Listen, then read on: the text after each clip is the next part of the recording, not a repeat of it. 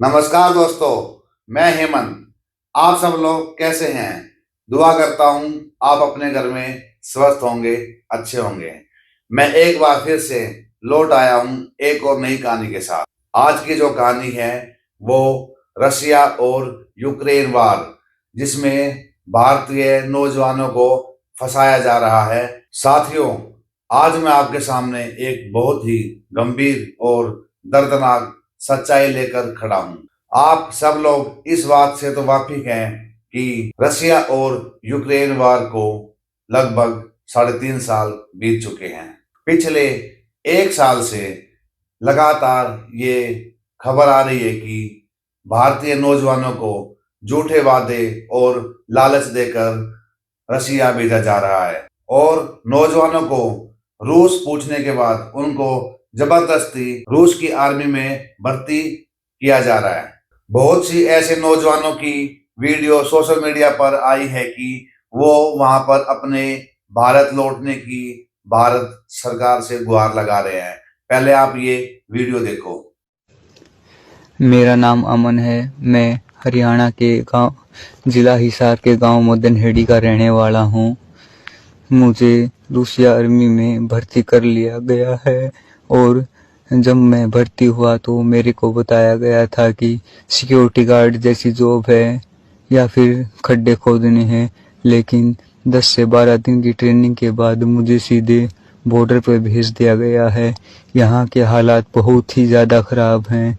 कभी भी आदमी की डेथ हो सकती है। मेरे सामने बहुत सारे लोग मारे जा चुके हैं। कभी भी मेरा नंबर भी आ सकता है और कल मेरे सामने बहुत सारे बम गिरे और बम गिरते रहते हैं और मिसाइलें चलती रहती हैं। कृपया मुझे यहाँ से निकाला जाए। मेरी भारत सरकार से और मोदी जी से यही रिक्वेस्ट है कि कृपया मुझे जल्दी से जल्दी यहाँ से निकाला जाए। मैं 25 अगस्त को यहाँ भर्ती हुआ था। यह एक सच्चाई है जो हर दिन वहां से नौजवान अपने वतन वापस लौटने के लिए गुहार लगा रहे हैं। भारतीय नौजवानों को ये बोलकर कि वहां पर अच्छी नौकरी मिलेगी, बहुत से नौजवानों को स्टूडेंट वीजा बोलकर रूस भेज दिया जा रहा है। लेकिन एक्चुअल फैक्ट ये है कि वहां उनके हाथों में किताबें नहीं, वहां जाकर उनके हाथों में बंदूक थमा दी जाती है। ऐसे बहुत से युवा अब युद्ध में मोर्चा संभाले हुए हैं। ना वो घर लौट पा रहे हैं, ना वो आवाज उठा पा रहे हैं। भारत में बहुत से परिवार ऐसे भी हैं जो ये तक नहीं जानते कि उनका बेटा वापस आएगा या नहीं आएगा। अपने भारत देश में ज्यादातर हरियाणा, यूपी, पंजाब और राजस्थान के युवाओं को रूस भेजा जा रहा है। तो मैं सभी नौजवानों को सचेत करता हूं, अलर्ट करता हूं कि वो ऐसे किसी भी अफवाह में ना आए एजेंट के, कि वो आपको झूठ बोलकर वीजा दिलाकर झूठी नौकरी का दिलासा देकर आप उनके झांसे में आ जाओ और रूस जाने को तैयार हो जाओ। दोस्तों, सोचिए, एक माँ ने अपने बेटे को बड़े अरमानों से विदेश भेजा। वो आज हर कॉल की घंटी पर डर जाती है कि कहीं कोई बुरी खबर तो नहीं है। जिस पिता ने अपनी जमीन बेचकर पैसे दिए अपने बच्चे की नौकरी के लिए, वो आज रो रहा है, वो आज पछता रहा है। काश पहले इंक्वायरी की होती, काश मैंने एजेंट की बातों पर भरोसा ना किया होता। दोस्तों, ये सिर्फ कुछ फैमिली की बात नहीं है, ये हमारे देश की सुरक्षा और मानवता का मामला है। अब सवाल उठता है, हम अपने युवाओं को कैसे बचाएं? हम अपने भाइयों को जाल में फंसने से कैसे बचाएं? इसमें सबसे पहला कदम है जागरूकता।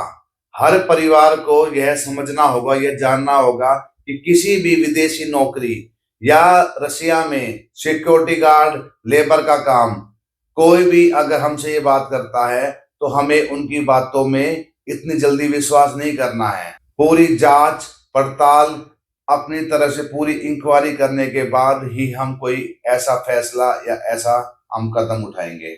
आजकल YouTube, WhatsApp, Facebook, social media पर इतने फेक एजेंट घूम रहे हैं, हमें उनको पहचानना पड़ेगा। जो इतनी लंबी लंबी बातें कहते हैं, वो कहते हैं कि 2 लाख रुपए महीना मिलेगा और रशिया भेज देते हैं। वहां जाकर उनके पासपोर्ट को ले लिया जाता है और उनको आर्मी में भेज दिया जाता है और आर्मी सीधा उनको 10 दिन की ट्रेनिंग के बाद जंग पर, बॉर्डर पर अपने युवाओं को भेज देती है। इंडियन गवर्नमेंट ने भी चेतावनी दी है कि अपने भारतीय नौजवानों को कि ऐसे किसी भी एजेंट के भ्रम में ना आए। साथियों, दूसरा कदम, परिवार और समाज की भूमिका बहुत जरूरी है। आपके गांव मोहल्ले में अगर कोई ऐसा एजेंट अफवाह फैला रहा है तो तुरंत पुलिस और विदेश मंत्रालय को इन्फॉर्म करें।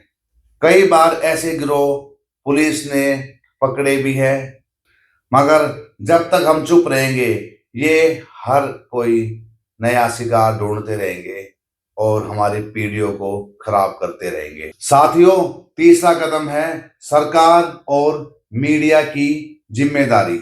अब विदेश मंत्रालय को एक ऐसी लिस्ट जारी करनी चाहिए जितने भी भारतीय नौजवान रूस में फंसे हैं, ताकि उनके परिवार वालों को सच्चाई तो मालूम चले।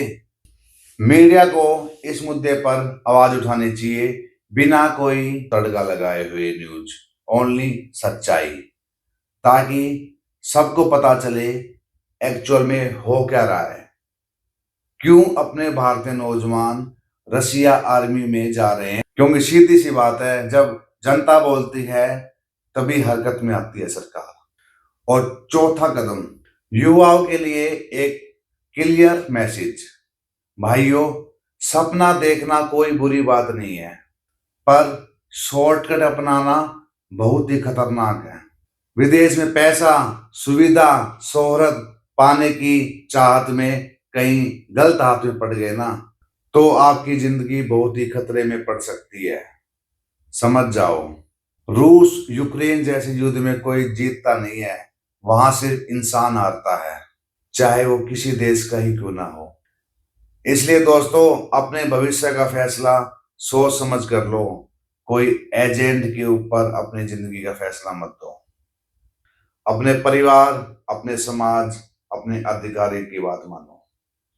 साथियों, भारत ने हमेशा शांति, इंसानियत और भाईचारे का ही संदेश दिया है पूरे देश को। हमारा देश किसी भी युद्ध का हिस्सा नहीं है। हम हमारे नागरिकों को किसी भी युद्ध में आग में झोंकने नहीं देना चाहेंगे। मैं सभी साथियों से हाथ जोड़कर एक बात कहना चाहूंगा, हम सब भारतीयों को एकजुट होकर यही मांग रखनी चाहिए कि जितने भी हमारे भाई, हमारे भारतवासी नागरिक, नौजवान रूस के युद्ध में फंसे हुए हैं, उनको भारत वापस लाया जाए। विदेश मंत्रालय, एम्बेसी और एनजीओ ये सब मिलकर इस मानवीय संकट को दूर करें, क्योंकि हमारे सब भारतीयों का जीवन अनमोल है। अंत में सिर्फ मैं इतना ही कहना चाहूंगा, कोई भी एजेंट के बड़ी बड़ी बातों में आकर, बड़े बड़े सपने दिखाकर उनकी बातों में ना आए और अपना जीवन खराब ना करें। अपने घर, अपने देश, अपने परिवार, अपने समाज की बात मानो। किसी के देश के युद्ध में जाने से अच्छा है अपने देश में अपने परिवार के साथ रहो, एकजुट, एक साथ मिलकर रहो। धन्यवाद दोस्तों। आप सबको मेरी कहानी कैसी लगी, प्लीज आप मुझे कमेंट करके जरूर बताएं, और आपसे फिर मिलते हैं एक नई कहानी के साथ। तब तक के लिए जय हिंद, जय भारत। हम भारतीय सब मिलकर रहेंगे, एक साथ रहेंगे। राम राम सबको।